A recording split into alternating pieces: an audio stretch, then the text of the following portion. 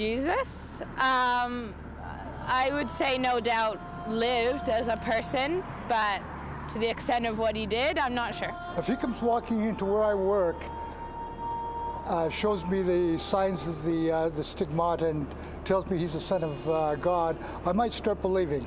I don't believe in God, first of all. Maybe because I grew up in like an age of science. I have a lot of different thoughts and theories on Jesus, but I don't think coming back from the dead's really possible.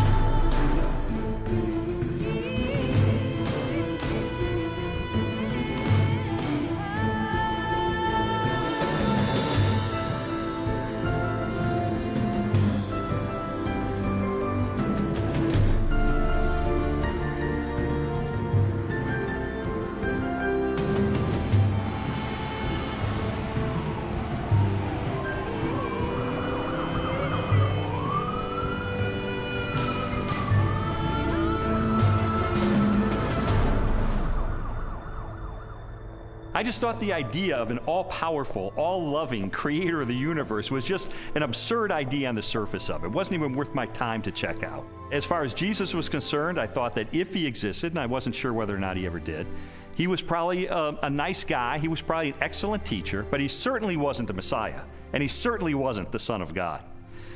Now, my wife was more in spiritual neutral. She was more of an agnostic, whereas I was more antagonistic toward Christians.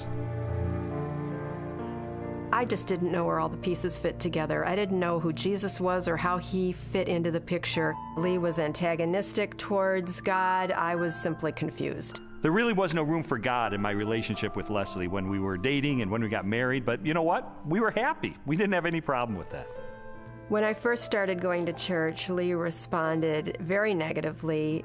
He basically told me that this is not what he had signed up for, that when we had gotten married, he had life planned in a way that did not involve church. My biggest fear with Leslie was that she was going to turn into some religious prude or something, and I thought nothing good can possibly come out of this. But even though I had all these negative ideas of things that were going to happen, in the ensuing months I began to see positive changes in her character and in her values and the way she related to me and the children. And it was winsome and it was attractive. And so when she invited me to go to church with her on January the 20th of 1980, I thought, you know what, I'm going to go. Get her out of this cult, that she's gotten involved in.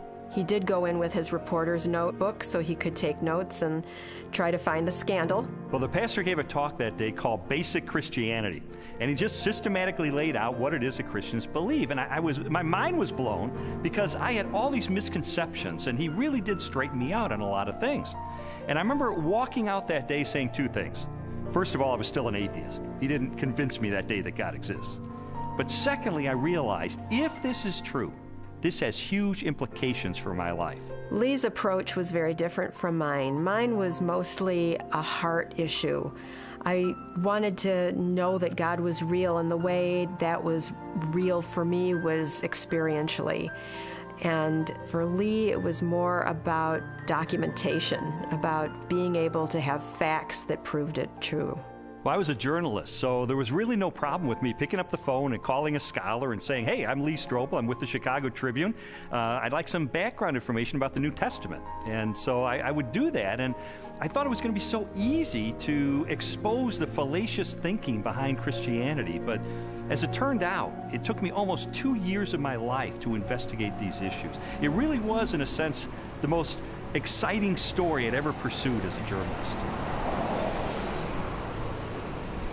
I think, unfortunately, because the documents, the New Testament and specifically, were written so far after Jesus' death, that it's really hard to say. I don't know if myself that it was real, I was not there, but people were there at that time. So their account of things that happened back 2,000 years ago has been passed down. As an attorney, I rely on evidence. And so, you know, it would be tough to get evidence at this late date.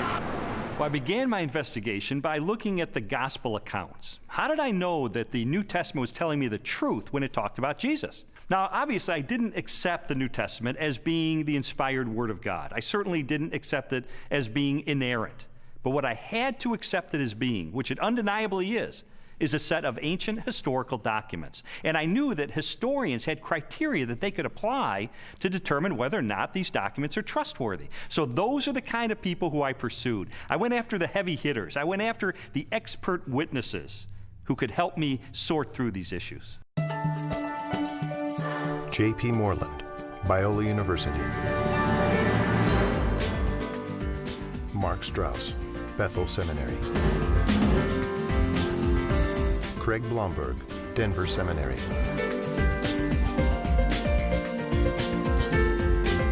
Craig Evans, Acadia Divinity College. N.T. Wright, Bishop of Durham, United Kingdom. Over the last 250 years, it's been common coin in Western culture that, oh, you can't believe what's said in the Gospels. You know, it's even made into musicals. The things that you're liable to read in the Bible, they ain't necessarily so. And that skepticism has wormed its way into much modern culture, and indeed into many Christian circles, many church circles, where they'll say, well, Matthew probably made this bit up, or Luke just added this bit on the end of the parable, or whatever it is. I and others have spent some of the best years of our lives researching what was actually going on in Palestine in the first third of the 1st century AD, and trying to get inside the minds of 1st century Jews, 1st century Romans, different Jewish parties and movements, etc., etc. And the more that I have tried to do that, the more I've found that what you find in Matthew, Mark, Luke, and John comes up in 3 dimensions and says, my goodness, this actually belongs. It makes sense. It fits. It gives us very vivid portraits of who these people were and what they were doing. The New Testament Gospels are biographies of Jesus. While the authors do not identify themselves in the text, from very early in the Christian era, the Gospels have been attributed to Matthew, a disciple or follower of Jesus, Mark, a colleague of Peter, also a disciple, Luke, a historian and confidant of the Apostle Paul, and John, a disciple of Jesus. Both Matthew and John were among the 12, Jesus' closest followers, and constant companions throughout his ministry. They would have personally observed most of the events they described in their Gospels. Mark and Luke were also contemporaries of Jesus and wrote their biographies based upon information provided by many eyewitnesses.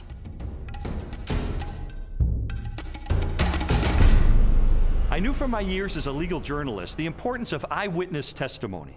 In fact, the first question that anybody asks is, how many eyeballs are there? How many eyewitnesses do you actually have? And I needed to determine whether or not contemporary scholars have ascertained whether or not the Gospels are rooted in eyewitness testimony. It's become evident to scholars of the 1st century that the Gospels were actually attempts to write biographies of Jesus.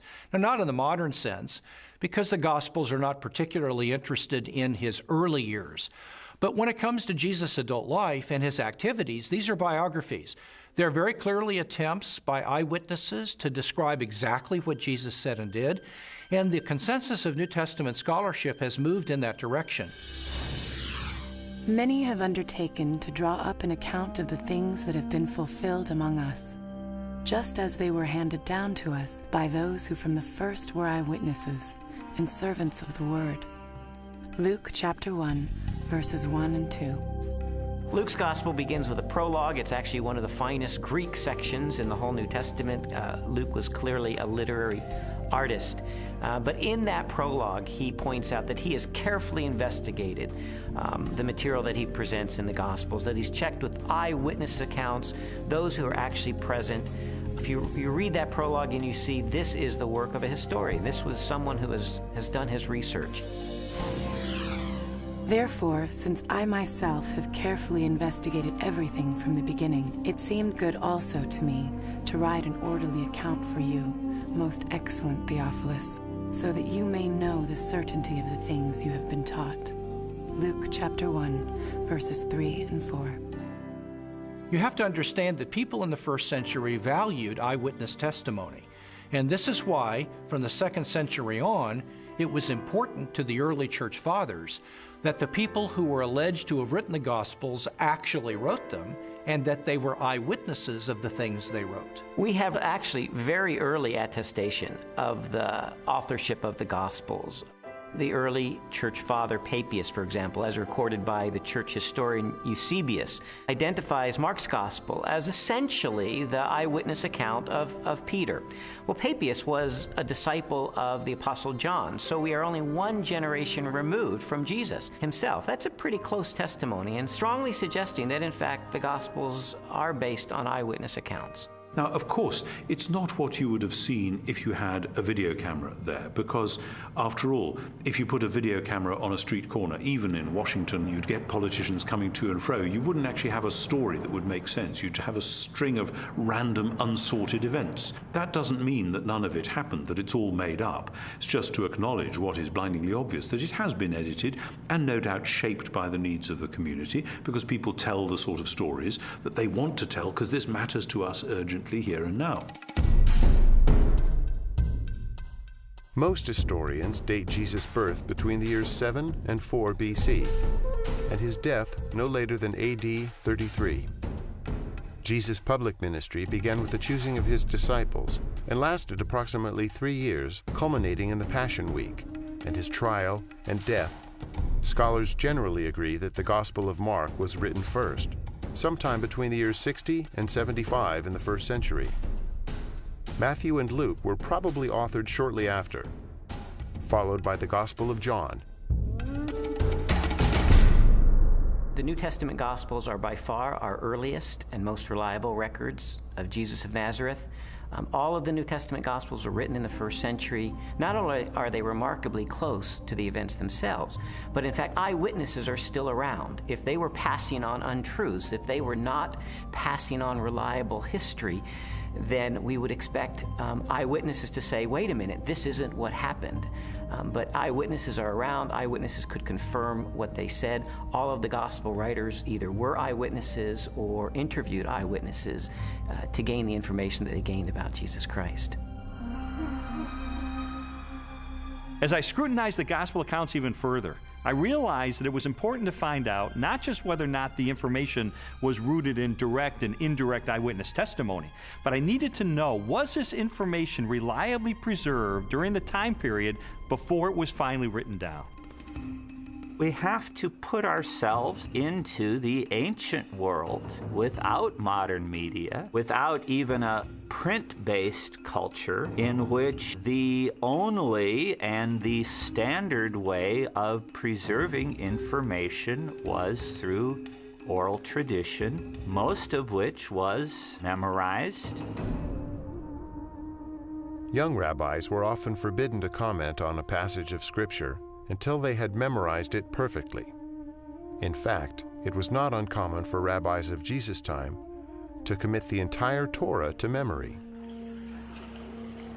I've sometimes heard people say, look, I've been in a situation where I whisper something to someone, they whisper it to someone else, and it goes through 10 or 11 people, and by the time the last person tells what was said, it's totally different from what I told the first person. And we can't trust the Gospels for the same reason, because it was transmitted over a long period of time. That illustration is really a bad analogy, and you have to understand that the first century apostles who passed on information about Jesus were deeply concerned to get this information correct, because they saw it as sacred holy tradition. It wasn't about what Joe was eating for dinner last Wednesday night. In our day of instant media and everything has to be on film or tape recorded, we are more skeptical of oral tradition, but we don't really understand the nature of oral tradition. Oral tradition is a community event. A story is passed down by individuals within that community. Well, if they get it wrong, you've got an entire community that's going to correct them. So it is self-correcting all the way. These stories were passed on reliably because they were passed on by the community of disciples. In fact, we now have scholarly studies that have been done of oral cultures, and we know that through several generations, Oral tradition can be preserved and passed on without changing a thing. Even though I became convinced that ancient cultures could pass along oral tradition reliably over time, I still had an obvious objection to the New Testament, and that was, isn't it really filled with contradictions? One of the issues people often raise is the question of apparent contradictions between the Synoptic Gospels, where there's a parallel story. For example, Matthew tells the story of 2 blind men being healed, whereas in Mark's account there's only 1 blind man. How can we get this contradiction? The vast majority of these apparent contradictions, however, are quite easily resolved. Mark describes only one of the 2 blind men, the one who is most prominent, obviously, or perhaps even the one who became a disciple of Jesus and became prominent in the later church. So most of these apparent contradictions are quite easily resolved. Had every single account given us exactly the same detail, we might have accused them of some form of collusion, of having gotten together and carefully planned out how they were always going to tell the story with the exact number of details, but then one doesn't have independent testimony at all. It's natural when you have multiple eyewitnesses to the same event. You're going to get different perspectives, and that's okay. You want that. What you're looking for is a core to the testimony that's the same, that's consistent, even though there may be some variation in the incidental details. If you're in a court of law and you have multiple witnesses come in and testify to the exact same thing, the first objection that's brought up is to say collusion. They got together. They orchestrated their testimony, and their credibility is shot. The earliest known copies of the Gospels were written on sheets of papyrus and scrolls made of animal skins. They are among the oldest existing manuscripts of antiquity. The Codex Sinaiticus was authored between AD 330 and 350. It contains almost all of the New Testament and a significant portion of the Old, while the Codex Vaticanus from the same era is a nearly complete Greek copy of the entire Bible. A papyrus fragment from the 18th chapter of John dates to AD 125, less than a single generation after the Gospel was originally written. When I found out that we have no original survivors of the manuscripts of the New Testament, I became very skeptical. Because if all we have are copies of copies of copies of copies of copies, then how do we know that what we possess today bears any resemblance to what the original said? We have better manuscript attestation for the New Testament than any other ancient document. For example, the Bible of the Greeks, Homer's Iliad, is preserved in maybe 600 manuscripts, the oldest of them 1,000 years after the document was actually written. The New Testament, we have something like 5,000 Greek manuscripts. So everyone agrees, whether liberal or conservative, that we have an incredibly reliable New Testament. We have thousands of manuscripts of the New Testament. We also have virtually the entire New Testament preserved in the quotations of the Church Fathers in the first 4 centuries, so that if we had no copies of the New Testament, we could reconstruct the New Testament from quotations from the early Church Fathers. Following the pattern of my investigation, my next step was to determine whether or not there was any evidence outside the New Testament that corroborates what the New Testament tells us.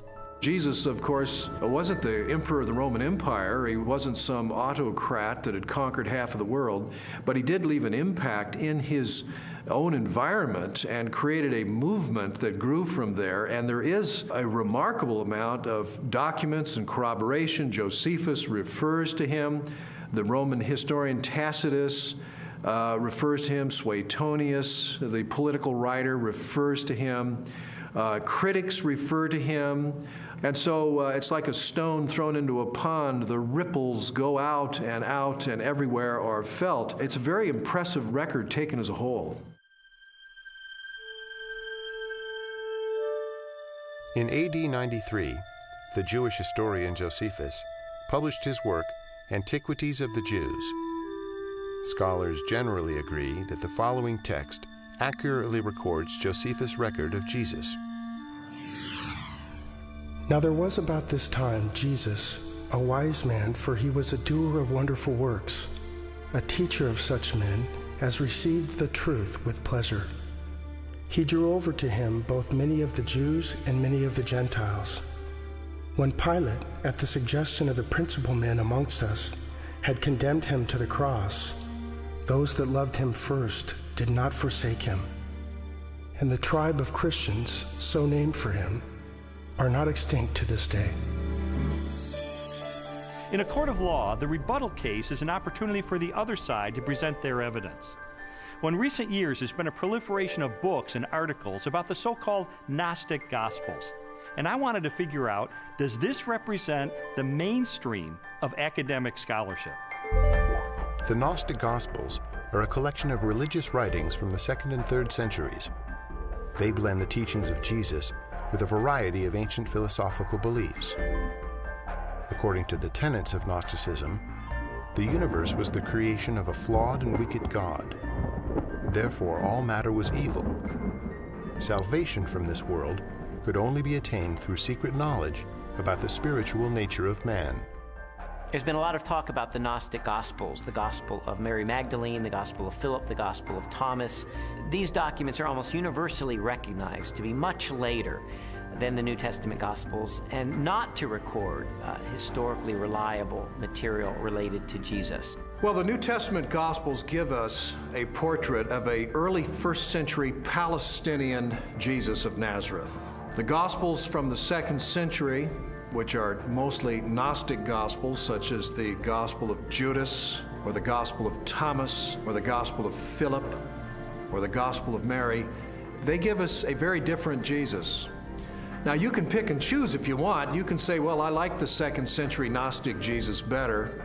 Others might want the early 1st century Palestinian Jesus. But if you're going to be a scholar about it, and you're going to talk about, well, which Gospels really do give us earlier traditions that more reliably reflect the actual historical Jesus, you got to go with the New Testament Gospels every time.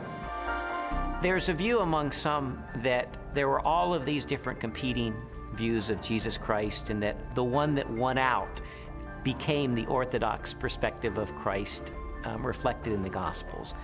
All the evidence runs contrary to that. Jesus was a 1st century Jewish teacher who revealed and demonstrated himself to be the Messiah. That's the presentation we get in Matthew, Mark, Luke, and John, the New Testament Gospels. These later Gospels, these Gnostic Gospels, present a very different Jesus, almost a Greek philosopher, an esoteric Gnostic Jesus that's clearly not the authentic historical Jesus. What I've come to discover is that the Gospels in the New Testament, Matthew, Mark, Luke, and John, are our best sources for Jesus. And I've also found that they are reliable, and that from these sources we can form a picture that I believe is very accurate, that tells us about Jesus, what he taught, how he was perceived by his contemporaries, and what his life was really all about. Everything from Jesus' parables to his healings, to his controversies, to his warnings, and all of that, the reason they were telling this stuff is that not just it was good advice for them in their own day, but that it actually mattered, that it actually happened. And if it hadn't happened, you're into a totally different worldview, a worldview which is about ideas, which is about self-realization, hugely popular in our culture just now, discovering who I really am. You know, for goodness sake, Jesus didn't come to help me discover who I really am. He came to tell me who he knew I really was and to do something about it. And that's much better news. After a while, as the evidence would accumulate more and more, it was like there were these scales and they began to tip increasingly. And I began to go from a hard-hearted, cynical atheist to someone who was still skeptical, but who was more open-minded, maybe more of a spiritual seeker, someone who was willing to follow the evidence wherever it took me.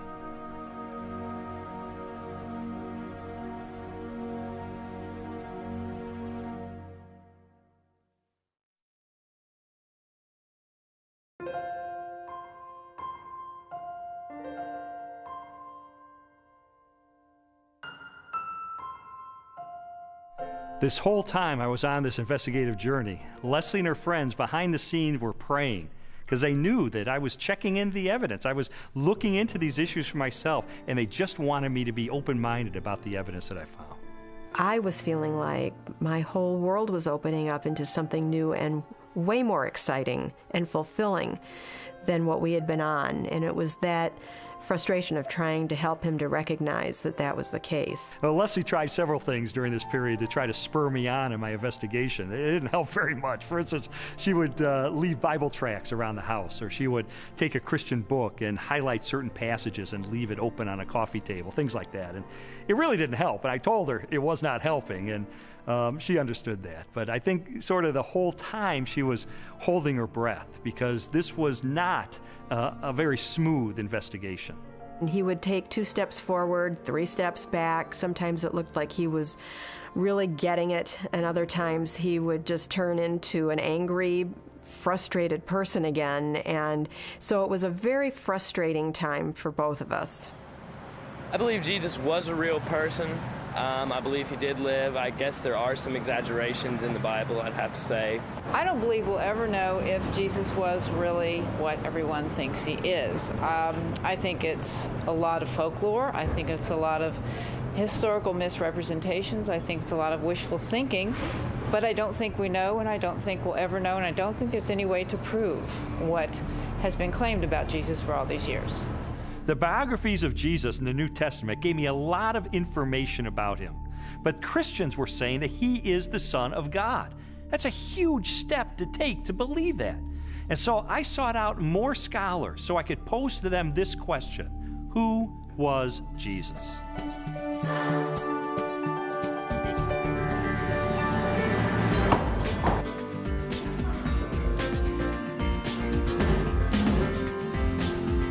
Michael Rydelnik, Moody Bible Institute.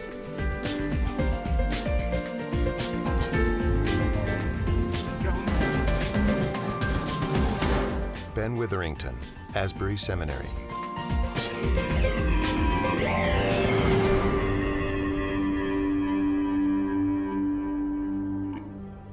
Now, this is one of the things I love about Jesus, and it says something to us. His identity is complex. He can't be pigeonholed. He fits no one formula. There's a lot of aspects to who he is.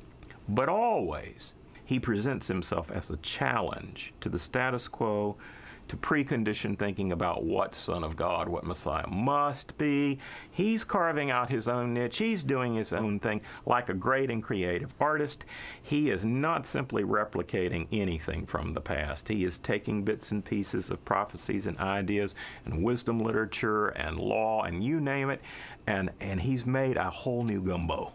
And he's serving it up, and people don't know what to think. He goes in a synagogue and says some of this stuff, and they go, wow, a new teaching, and with authority. Shazam! Amazingly, people say, you know, no one teaches like him because he spoke with his own authority. Our sages, our rabbis, always taught that you have to teach in the name of someone else. You know, Rabbi so-and-so says in the name of Rabbi so-and-so. That's the way rabbis were taught to teach. Yeshua came and said, you've heard it said, but not what my rabbi taught me, but I say unto you. And he would clarify, even overrule in some ways, the Old Testament law. Well, this law was given by God himself, for Jesus to say, I am the authoritative interpreter of the law. I am the one who has come to fulfill the law. That's an extraordinary claim, a claim to essentially the authority of God. The Spirit of the Sovereign Lord is on me, because the Lord has anointed me to preach good news to the poor. He has sent me to bind up the brokenhearted, to proclaim freedom to the captives. Isaiah 61:1. It's interesting because when Yeshua went into the synagogue, that was the passage he read. And he says, this day, this verse is fulfilled in your hearing. And basically he's saying, I'm the servant that's described here. I'm the one who fulfills this. Philip comes to Jesus and asks him to show us the Father, and Jesus says, the one who has seen me has seen the Father. Jesus clearly presents himself as the self-revelation of God. Those who meet Jesus are, in fact, meeting God. When Jesus is brought before Caiaphas, the high priest, and some of the Sanhedrin members that have gathered the evening that Jesus is arrested, they're trying to find incriminating evidence, they're trying to find incriminating testimony, and they're not doing real well. And finally, the high priest asked Jesus directly, tell us plainly, are you the Messiah, the Son of God? And Jesus says, I am. And you will see the Son of Man seated at the right hand, coming with the clouds of heaven. And there Jesus has combined phrases from Daniel 7 and Psalm 110. Jesus sees himself as this heavenly figure. More than 80 times in the New Testament Gospels, Jesus is identified as the Son of Man. While the human connotations of the phrase are obvious, a broader interpretation is found in an Old Testament scripture written by the Jewish prophet Daniel. In my vision at night I looked, and there before me was one like a son of man, coming with the clouds of heaven. He approached the Ancient of Days and was led into his presence. Daniel 7:13. Many Christians and non-Christians hear the phrase Son of Man, they think Son of God refers to his deity and Son of Man refers to his humanity. That's in part true, but in fact Son of Man has a much greater significance than that as well. The title Son of Man, Jesus draws that title from Daniel chapter 7, where a glorious messianic figure comes before the Ancient of Days, a reference to God, and he is given all glory and power and majesty. That portrait of this glorious Messiah is the one that Jesus identifies himself with. He is the Son of Man. So Son of Man doesn't just mean a human being. His dominion is an everlasting dominion that will not pass away, and his kingdom is one that will never be destroyed. Daniel 7:14. Actually, the phrase Son of Man refers to his humanness and his more than humanness. Because no human being can rule forever unless he's a forever person in some kind of way. In addition to the claims that Jesus makes about himself in the New Testament, there are also reports that he performed the miraculous, that he walked on water and healed the sick and turned water into wine and raised the dead and did exorcisms. And so I had to know, is there evidence that these miracles are a result of his divine nature? Jesus' contemporaries, that is, people who liked him, people who were indifferent, neutral, and people who opposed him, all acknowledged he did extraordinary things. Now, of course, the people who liked Jesus and believed in him and followed him said Jesus did these powerful works because of the Spirit of God. People who opposed him would say, well, I admit he does these amazing things, but it's because the devil is helping him. The Talmud actually speaks of some of these things. In some of the passages that deal with Yeshua, it has him as a magician. And why do they describe him as a magician? It's not flattering. There's a historical recognition here that when Yeshua came, he did miracles, just as Isaiah 35 indicates in the Messianic age. When the Messiah comes, he'll be able to make the blind see and the lame walk. The New Testament Gospels record at least 40 separate miracles performed by Jesus during the course of his ministry. They include healings, exorcisms, mastery over nature, and even raising of the dead. Christian theology has always held that these miracles are part of a total picture that displays the attributes of God himself: unlimited power, total knowledge, ever-present, unchanging, eternal. There's no question that the biographies of Jesus describe him as a worker of mighty deeds. But I wanted to know, does this make him any different than the other miracle workers and magicians of the ancient world? Miracle workers that we find occasionally in the first century are magicians. They use incantations, they use spells, they try to coerce gods or divine figures to work on their behalf. That's very different than Jesus' miracles. Jesus' miracles were to demonstrate the power of the kingdom of God. When he healed the sick, he pointed back to Isaiah's prophecies that when God's kingdom would come, when God's salvation would come, the lame would walk, the blind would see. This was the demonstration that God's kingdom was arriving. He's an exorcist. You don't find any of those in the Old Testament. People were not looking for messianic exorcists. He carves out his own niche. He reveals his identity in his own way.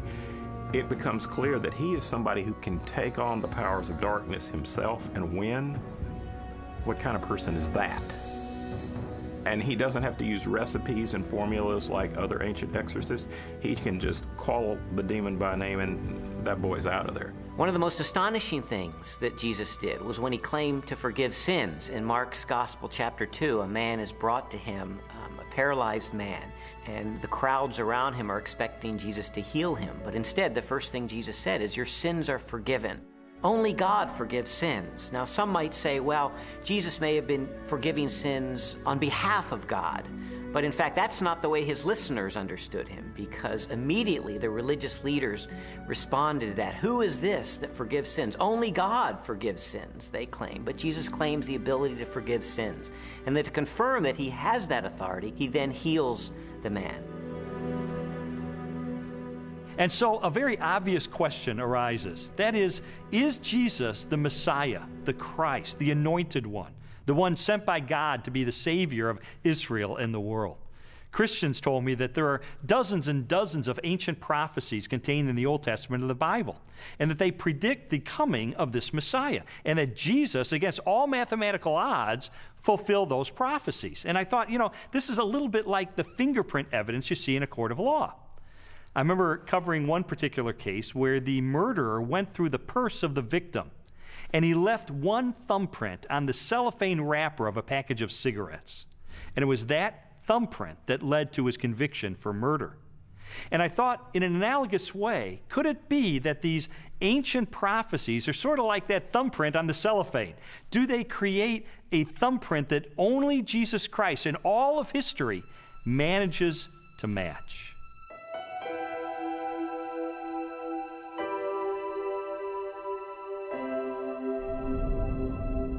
This is Yeshayahu 53:6, or Isaiah 53:6. Kulanu katson ta'inu, ish ladarko paninu, vadonai hifnia bo, et avon kulanu. All of us, like sheep, have gone astray. Each of us has turned to his own way. But the Lord has laid upon him the iniquity of us all.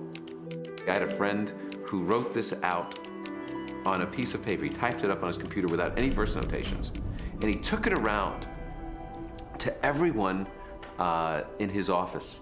He worked in a big office for a motor vehicle bureau in one of the big states in our country.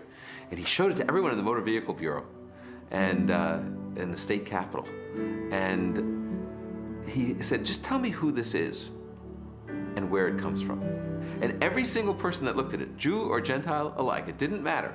Everyone that looked at it read it, and he said, who is this? They said, oh, it's obviously Jesus of Nazareth. That's who it is. And it's from the New Testament. And then my friend would say, but no, it's not from the New Testament. It's from the Hebrew Bible. It was written 8 centuries before Jesus came. Can you believe this? And he showed it to them from Isaiah. And people really had a hard time, because if you read this passage without any kind of presuppositions or bias, you will read it, and it will be really clear that this is the life of Yeshua. Now, could he have fabricated this, or is this just a big coincidence? In the Old Testament, we really have 2 kinds of prophecies. We have prophecies that are fulfilled uniquely in Christ, and prophecies that are fulfilled typologically in Christ. And I do think we need to distinguish between the two. Those that are fulfilled uniquely in Christ were once and for all fulfilled by Jesus. And those are the ones that we can really point to have apologetic value. That is, to demonstrate that Jesus was the only person who could have possibly fulfilled this. His birth in Bethlehem is one of those prophecies. His role as the suffering servant of Isaiah 53 is one of those prophecies. His entrance into Jerusalem on a donkey from Zechariah chapter 9. These are clear evidence that Jesus is fulfilling the Old Testament. The most amazing part of Isaiah's prophecies is in Isaiah 9, when it speaks about the son of David coming to be the king, to sit on the throne of David and have an eternal righteous kingdom. And everyone knows it from Handel's Messiah. Unto us a son is born, unto us a child is given. And the idea of this verse is that the Messiah will actually be born, physically born.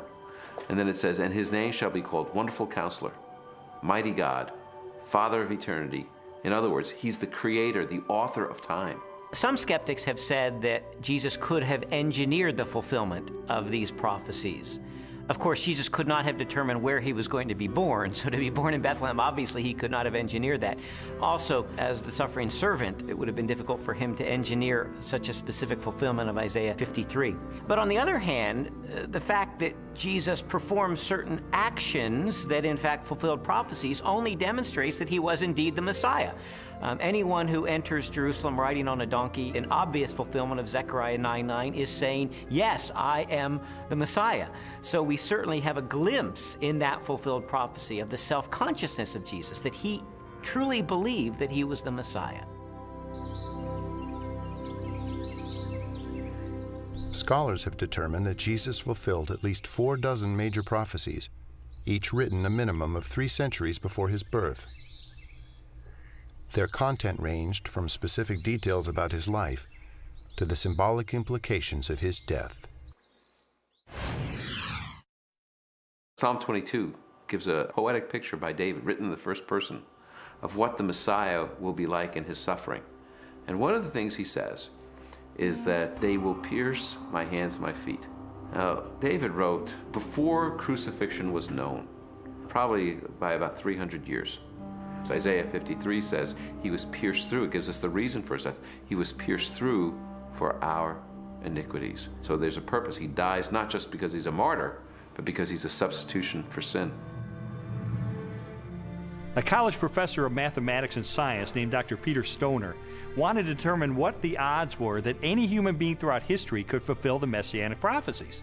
So he had his students come up with very conservative estimates of the likelihood of any human being fulfilling certain of these predictions, and then they just ran the numbers. And what they determined is that the odds of any human being fulfilling 48 of these ancient prophecies would be 1 chance in a trillion.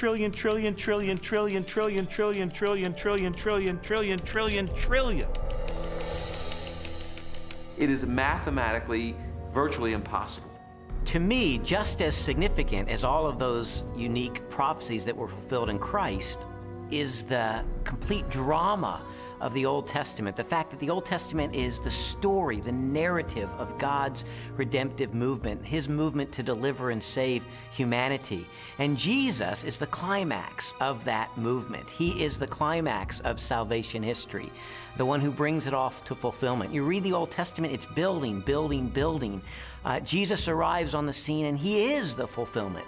And he recognizes himself clearly as the climax of God's plan of salvation for all humanity. This whole case was sort of like one of those jigsaw puzzles where you don't know what the ultimate picture is going to be. You just put together the pieces, and as I was putting together all of the evidence, it started to take shape, and I sort of stepped back and I could see that it was a portrait of Jesus Christ.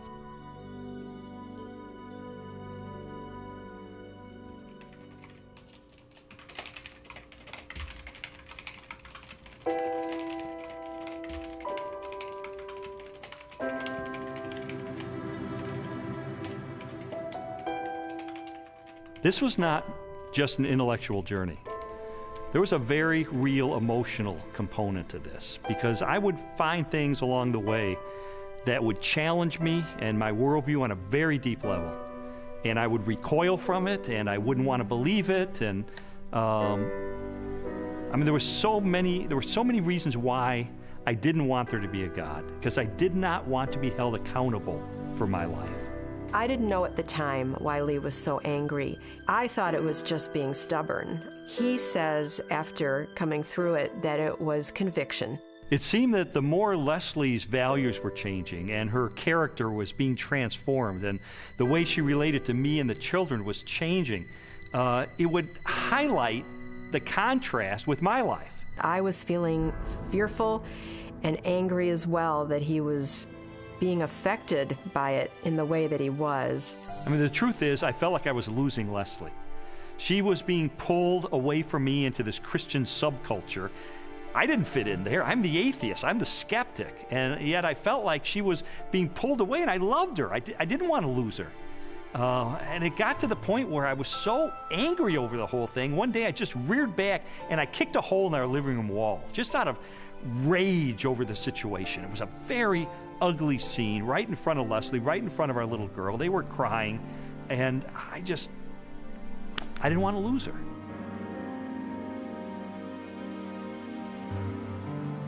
Jesus's body was never found, and so and they predicted it. Well, you know, he talked about it, and it was predicted, and it happened. I mean, it's this easy. It's as simple as that. We just tend to complicate it, man. No, not physically, not his physical body. So when they came the following morning and rolled back the great stone in front of the tomb, and he wasn't there, no, it must have been dark in that. I don't know. They must have missed him. No, I don't think physically a physical body can rise. I don't think that he was yanked out of that, or physically walked out and walked down the street and met with him. It just doesn't make any sense to me. For more than a year, I'd investigated the historical record for the reliability of the New Testament. I'd looked at the identity of Jesus. But now it was time to look at the ultimate evidence for who he really was, the purported resurrection of Jesus from the dead. And for that, I went to the best scholars that I could track down.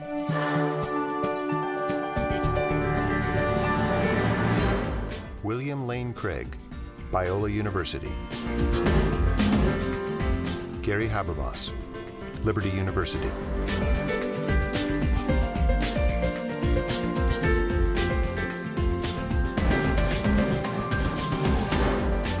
Michael Licona, North American Mission Board.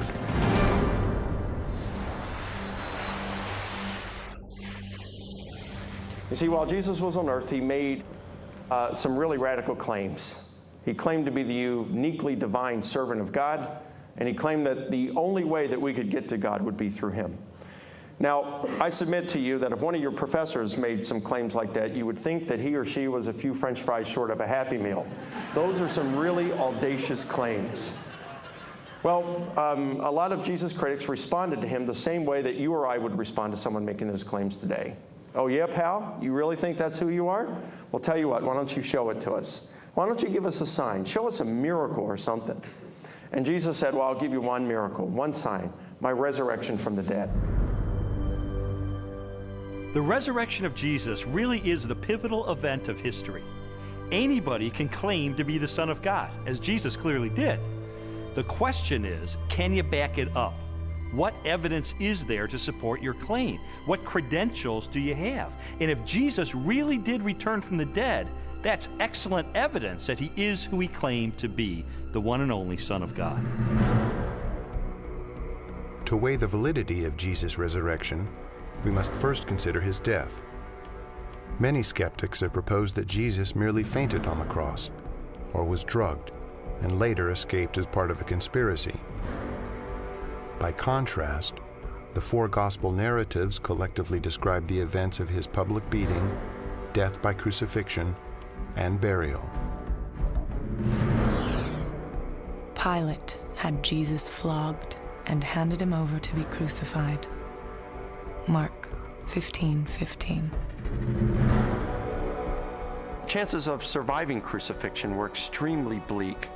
Crucifixion and the tortures that normally preceded it was the worst way to die in antiquity. A person was scourged to the point usually that their intestines, arteries, and veins were laid bare. And then after that, a person was dragged out where they were impaled to a cross or a tree and then left hanging there in excruciating pain. In fact, the word excruciating comes from the Latin, out of the cross. Jesus was being tried and executed as a rebel leader. Now, in the Roman army, if you were responsible for looking after one prisoner of war, even if he was a rather insignificant prisoner of war, if you let him get away, your life would be forfeit in place of his, and life was very cheap. If you were looking after the execution of a rebel leader and you let him get away, you're in deep trouble. Yeah, you're not going back home to your wife and kids. No way, game over. The Romans were very, very good at killing people. They specialized in it. They prided themselves on it. Perhaps the most definitive statement of Jesus' death at the hands of the Romans is recorded in the Gospel of John. One of the soldiers pierced Jesus' side with a spear, bringing a sudden flow of blood and water. John 19:34. Medical experts have concluded that this account from John, an eyewitness of the crucifixion, is evidence that as he suffocated on the cross, Jesus' heart had ruptured. There came a rich man from Arimathea named Joseph. Joseph took the body, wrapped it in a clean linen cloth, and placed it in his own new tomb that he had cut out of the rock. Matthew 27, 57 through 60. All four Gospels tell us that Jesus was buried in the tomb of Joseph of Arimathea. That's a remarkable statement, and certainly a historical statement. The evidence for that is, first of all, Joseph of Arimathea is identified as a member of the council, the Sanhedrin, that condemned Jesus. The presence of Joseph of Arimathea in the empty tomb narrative indicates that this is a historically reliable account of what really happened. His name would have been known to people in those days very much like a United States senator would be known today. It would have been very clear where his tomb was, so that there would have been no question about the location of Jesus' burial. It also, I think, indicates that the burial account of Jesus could not have been made up. It is highly unusual to find that the person who alone has the courage to go to Pilate and give Jesus an honorable burial is not members of his family, faithful disciples who followed him to the end. Instead, it is a member of the Jewish Sanhedrin, the very high court, all of whom, Mark says, had condemned Jesus of Nazareth to the cross. The fact that it is Joseph of Arimathea who is the person responsible for giving Jesus an honorable burial is an awkward and embarrassing fact for the early church, and yet this tradition is faithfully preserved in almost all of the traditions that we have about the burial of Jesus.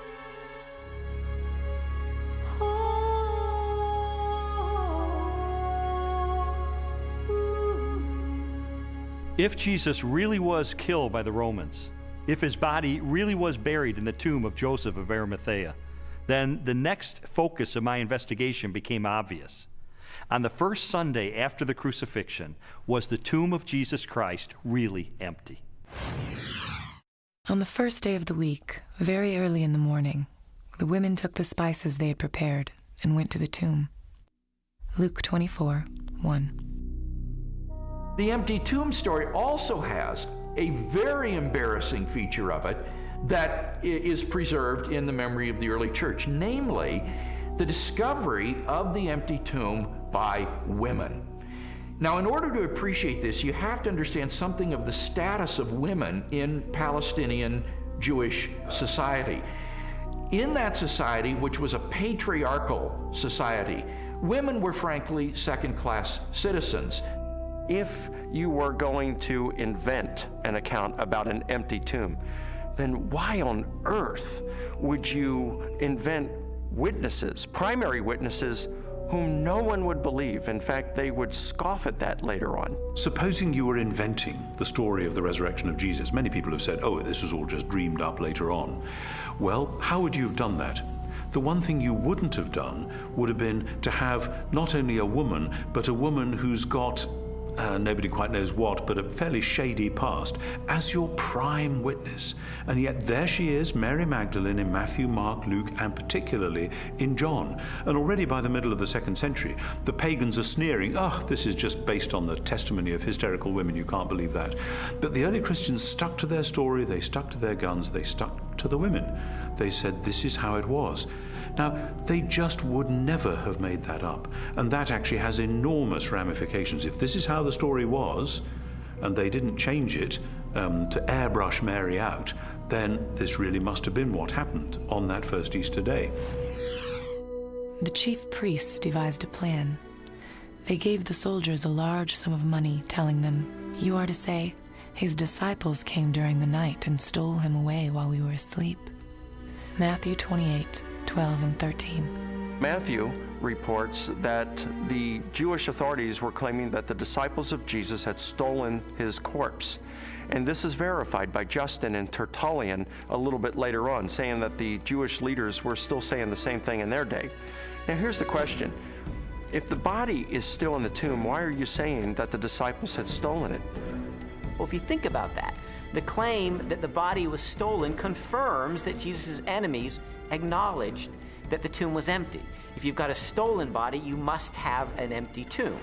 If the tomb was not empty, Jesus' opponents would surely have gone and got the body and shown it as soon as the disciples began proclaiming the resurrection. I found the evidence for the empty tomb very convincing, but you know what? That didn't tell me what happened to Jesus. Is it true that hundreds of people really saw him alive after the crucifixion? My research took me to a letter that the Apostle Paul wrote to the church at Corinth, and it contains the earliest passage of all about what happened to the resurrected Jesus. He was raised on the third day. He appeared to Peter and then to the 12. After that, he appeared to more than 500 of the brothers at the same time. Then he appeared to James, then to all of the apostles. And last of all, he appeared to me. 1 Corinthians 15, 4-8. Paul, who is a first-generation Christian, having met and seen the resurrected Jesus, describes resurrection appearances to Peter, to the apostles, to James, and finally to himself. And he also mentions 500 people who saw Jesus alive. So we have eyewitness first-hand account of someone who himself saw Jesus alive and knows of 500 people or so who saw Jesus alive. That's extraordinarily strong evidence. These people, Paul tells us, were still alive at the time that he was telling the Corinthians about it. And his implication is we have hundreds of people who actually saw Jesus risen from the dead. If you don't believe me, you can ask them about it because they're still alive. In 1 Corinthians 15, Paul tells the Corinthian church that he passed on what he received. He uses the language, actually, of a formal transfer of tradition. What he received, and then he describes the resurrection of Jesus Christ and the resurrection appearances. This confirms for us that the accounts of the resurrection were creedal tradition that were passed on to Paul. So if 1 Corinthians was written in the early to mid-50s of the first century, these traditions were much earlier than that, going back to the period of Paul's conversion in the 30s. So that pushes the accounts of the resurrection to a very, very early date.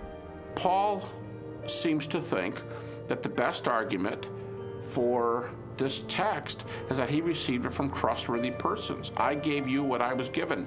The answer's right. I went to the right people. And critics believe that Paul got this material. Generally, they say he received it in Jerusalem about 35 AD.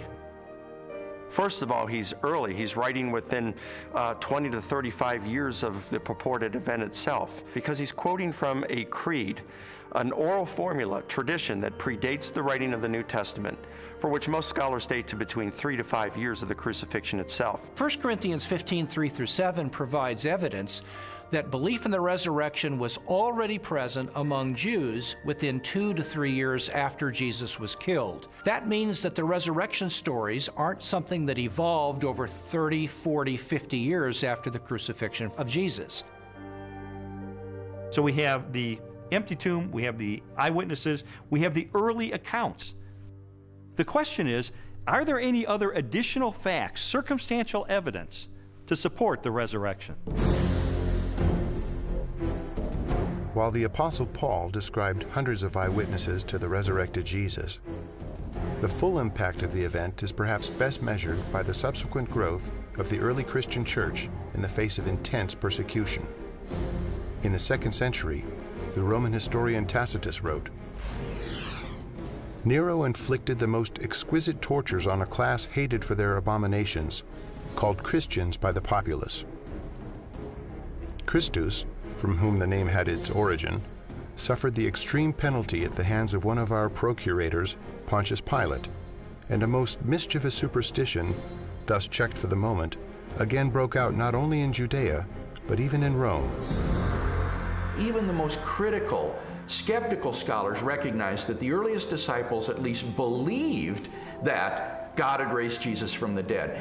In fact, they pinned nearly everything on it. Without belief in Jesus' resurrection, the early Christian movement could never have come into being. They recognized in Jesus something special, but they wondered if they were mistaken when he died. They didn't anticipate that. Suffer maybe, but die at the hands of Pontius Pilate, the Roman governor? In fact, even when the first reports of his resurrection reached their ears, they were still doubtful and skeptical. But when they met the risen Lord, their skepticism was transformed into a very confident faith a great joy and a determination to preach the good news to everyone else. And I think that's the part that's awfully hard to refute, because we have this turnabout, this transformation of a discouraged and bewildered following on the basis of the good news. Somehow you have to explain the explosion from scared followers who run away to let's worship him, let's sing to him, let's pray to him. If there was no resurrection, and more to the point, if there was no resurrection appearances of Jesus, to those who doubted and were discouraged and denied and betrayed Jesus, we would not be sitting here talking about this today. Other messianic figures had risen in the past, had claimed to be somebody, and had been suppressed and killed by the Romans. Yet no movement arose around those dead messiahs. But these disciples of Jesus were willing to go to the ends of the earth proclaiming the gospel message. Were willing to suffer and die for that. The transformation from a bunch of defeated cowards to boldly, fearlessly proclaiming the gospel, even to the point of death, to me confirms that something happened on that first Easter morning. I have worked much harder, been in prison more frequently, been flogged more severely, and been exposed to death again and again. 2 Corinthians 11:23. After Jesus' crucifixion, the disciples lived lives of hardship for 20, 30, 40 years, suffered greatly in their ministries, and eventually suffered martyrdom and execution without recanting for their belief that they had seen Jesus risen from the dead. I mean, what were they gaining? Were they becoming rich? They're running around the countryside. They're, in some cases, abandoning their family for periods of time so they can preach. What they got for their efforts is death, in many cases. You also have to remember that the disciples died not just for something they believed was true. They died for something they actually saw with their own eyes. It's much more difficult to explain that away than it is for someone who dies for a belief and they're sincerely wrong. I came across a bit of evidence I really found fascinating. James was a half-brother of Jesus, and he was not a believer in Jesus during Jesus' lifetime, but he later died the death of a martyr as a leader of the local church. In a similar way, Saul of Tarsus was a persecutor of Christians, and yet he later becomes the Apostle Paul, this incredible missionary. So I had to ask myself, what led to this radical transformation of these skeptics? Sometimes people will come to believe something they wish to be true. If you believe hard enough that a person is loving and kind, you can talk yourself into believing that, even though the person is not loving and kind. It's very, very difficult, however, to explain people coming to believe something that they're actually standing against. Now, in the case of James and Paul, they did not believe in Jesus before his crucifixion. In fact, they thought he was deranged, and they did not accept what he said and what he taught. James, the brother of Jesus, is a skeptic who doesn't come to Jesus until he meets the risen Lord. Critics allow that. Paul's a persecutor till he meets the risen Jesus. That's not the kind of testimony of someone who all gets together and say, hey, let's just cook this thing up. One of the certainties, it seems to me, related to the testimony of the apostles is that they truly believed that Jesus was who he claimed he was, and they truly believed that he had risen from the dead because they were willing to die for that. Very few people are willing to die for something they don't really believe in, or something even worse that they know to be a lie. When Jesus was executed, his disciples were rightly afraid. They scattered. They were fearful for their own life. Their hopes had been dashed because they had believed Jesus was the promised one who was going to usher a new day in for Israel. Turned out he wasn't, because he was murdered by crucifixion under the authority of the Roman Empire. And yet, shortly thereafter, we find them taking a stand in Jerusalem, proclaiming that Jesus was the Messiah, the very Son of God. How do we explain that? How do we explain the fact that they were even willing to propagate this the rest of their lives and go to martyrs deaths for their belief. The only rational explanation is that something happened to them between the death of Jesus and 3 days later, and according to their own words, it was that they saw Jesus risen from the dead for themselves.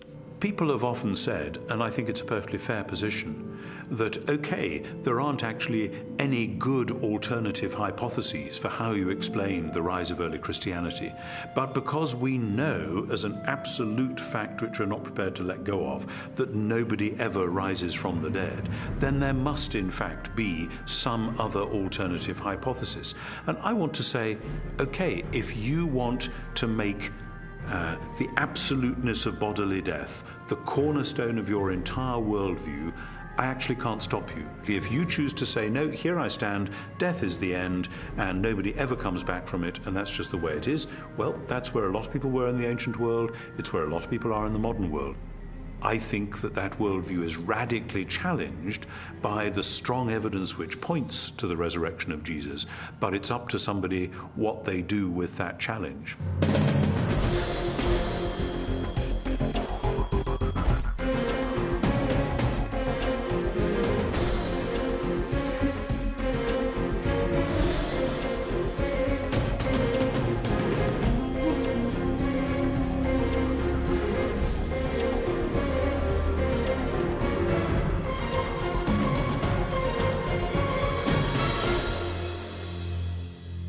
The evidence accumulated over time until November the 8th of 1981, which is sort of when I reached a critical mass. I remember going alone in my room, and I took a yellow legal pad and put a line down the middle, and on one side I started to list all of the evidence I'd encountered for Jesus Christ being the Son of God, and on the other side all the negative evidence against that. And I wrote and I wrote page after page, and finally I put my pen down and I said, wait a minute.